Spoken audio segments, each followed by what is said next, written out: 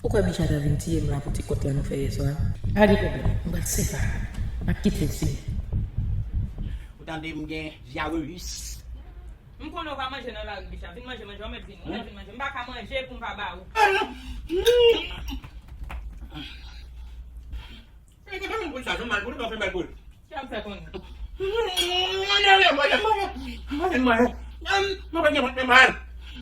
On va manger tout